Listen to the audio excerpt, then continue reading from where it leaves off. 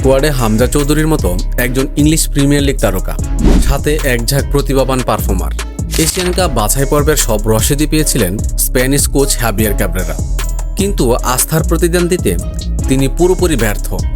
তার দুর্বল রণকৌশল আর বিতর্কিত সিদ্ধান্তে ভেস্তে গেছে লাল সবুজ বাহিনীদের এশিয়ান কাপের মূল পর্বে খেলার স্বপ্ন। পরিসংখ্যান বলছে বাংলাদেশের হয়ে 40 ম্যাচে এই স্প্যানিয়ার্ডের জয় মাত্র 10টিতে।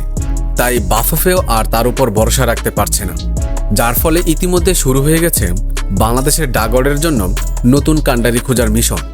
ম্যানেজমেন্ট কমিটির সিদ্ধান্ত অনুযায়ী কাবরেরার সাথে সরাসরি চুক্তির মেয়াদ আর বাড়ছে না। খুব দ্রুতই নতুন কোচের জন্য বিজ্ঞাপন দেওয়া হবে। কাবরেরা চাইলে সেখানে ইন্টারভিউ দিতে পারে, তবে তার টিকে যাওয়ার সম্ভাবনা নেই বললেই চলে। বাফুফের পরিকল্পনা হলো আগামী 2 বছরের জন্য নতুন হেড কোচ নিয়োগ দেওয়া, সেই সাথে একজন হাই প্রোফাইল গোলরক্ষক কোচও আনবে ফেডারেশন। আগামী সামার ট্রান্সফার উইন্ডোতেই থাইল্যান্ড বা মিয়ানমারের মতো শক্তিশালী দলের বিপক্ষে ম্যাচ দিয়ে নতুন করে শুরু করতে চায় বাংলাদেশ। এখন আপনার মনে প্রশ্ন জাগতে পারে, কাবরেরা যদি বিদায় নেন তবে কে আসছে হামজা সমীরদের দায়িত্ব নিতে? ফুটবল পাড়ায় এখন সবচেয়ে বড় গুঞ্জন ইংল্যান্ড সি দলের সহকারী কোচ আনোয়ার উদ্দিনকে নিয়ে। অবাক হচ্ছেন? হ্যাঁ, তিনিও একজন বাঙালি। 1960 সালে তার পরিবার ইংল্যান্ডে পাড়ি জমালেও শেকড়ের টান তার রয়ে গেছে। তার কোচিং প্রোফাইলটাও বেশ ভারী। খেলোয়াড়ি জীবনে মাঠ মাতিয়েছেন ওয়েস্ট হ্যাম ইউনাইটেড এবং বার্নেটের মতো ক্লাবে। কোচিংয়েও তিনি দুর্দান্ত। তবে সবচেয়ে চমকপ্রদ তথ্যটি হলো ছোটবেলায় লেস্টার সিটিতে হামজা চৌধুরীর প্রথম কোচ ছিলেন এই আনোয়ার উদ্দিনই।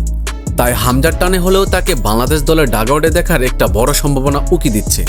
তবে আবেগে গা ভাসানোর আগে কিছুটা বাস্তবতাও জানা প্রয়োজন। আনোয়ার উদ্দিনের বিষয়টি এখনও শুধুই গুঞ্জনের পর্যায়ে রয়েছে। বাংলাদেশ ফুটবল ফেডারেশনকে প্রথমে কাবরেরার আনুষ্ঠানিক বিদায় জানাতে হবে, বিজ্ঞপ্তি দিতে হবে এবং আনোয়ার উদ্দিনকেও নিজের সিভি জমা দিয়ে পেশাদার চুক্তিতে আসতে হবে।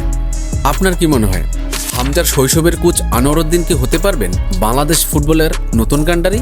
কমেন্টস করে জানিয়ে দিন আপনার মতামত। খেলাধুলা জগতের এমন সব আপডেট সবার আগে পেতে ভিডিওটিতে লাইক দিয়ে চ্যানেলটি সাবস্ক্রাইব করুন, আর ফেসবুক থেকে দেখে থাকলে পেজটি ফলো দিয়ে দিন। ধন্যবাদ।